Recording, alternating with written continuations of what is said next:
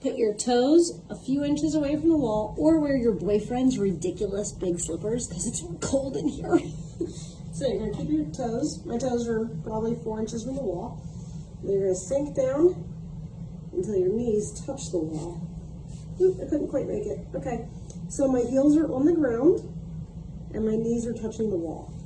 And that's not super easy for me to do. I can definitely feel a hard stretch down the back of my leg, and I have to keep my weight in my heels to keep my heels in the floor. Otherwise my heels come up off the floor. So that's step one. Now, you're gonna put your heels against the wall, and you're gonna sink down. You're gonna keep that same feel that you just had to get your knees onto the wall when you're facing the other way. Keep that feeling, and then put your entire back against the wall. And you're going to tip your pelvis under to get your booty out of the way.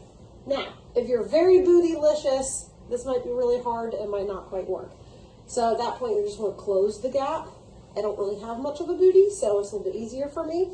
But the idea is that you're going to engage your lower abs by tipping your pelvis, tailbone down, pubic bone up, keep your lower back against the wall, and then keep your head against the wall. This already is going to feel quite intense. This is the position you should have while riding.